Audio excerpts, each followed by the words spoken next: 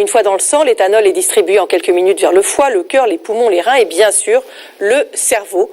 Reste ensuite à l'éliminer et ce de deux manières, Michel. Alors soit tel quel dans l'air expiré et la sueur ainsi que les urines, soit après l'avoir métabolisé, c'est-à-dire transformé. Et c'est le foie, vous savez, qui prend en charge cette étape grâce à la présence d'enzymes, des enzymes spécifiques. Et justement, c'est cet équipement enzymatique qui serait moins efficace chez les femmes. Du coup, elles éliminent moins bien l'alcool et les effets se manifestent plus rapidement et vont durer plus longtemps.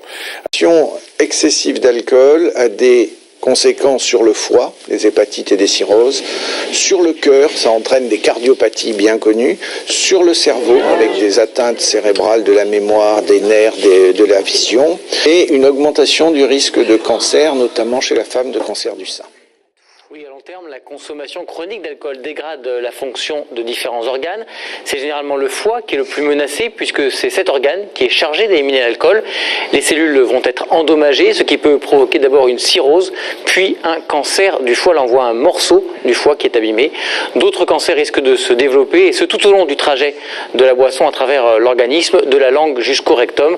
L'alcool augmente aussi les risques de faire un infarctus, mais aussi des maladies du système nerveux, des troubles du comportement et des dépression. En 2012, l'alcool a entraîné la mort de plus de 3 millions de personnes, ce qui correspond à un décès toutes les 10 secondes. Le Monde a décortiqué la dernière étude de l'Organisation mondiale de la santé sur les ravages de la boisson. À l'échelle de la planète, 5,9% de l'ensemble des décès trouvent leur origine dans les consommations alcoolisées. Le phénomène est toutefois moins important chez la femme que chez l'homme. Sur le plan géographique, c'est l'Europe qui décroche la macabre première place, avec plus d'une mort sur 10 liée à l'alcool. Absorber un maximum d'alcool en un minimum de temps jusqu'à atteindre un état d'ébriété avancé, c'est le principe de ce que l'on appelle le binge drinking, en français, l'ivresse express.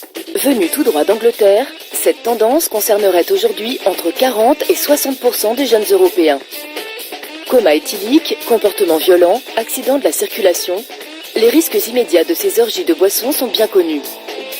Mais à long terme, elles abîment également sérieusement le cerveau des adolescents.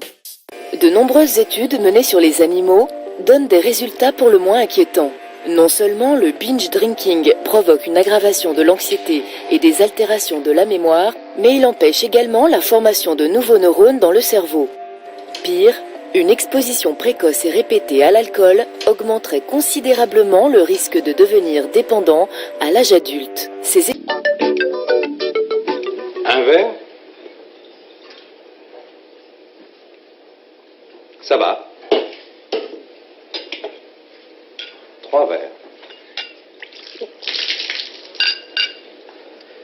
Bonjour les dégâts.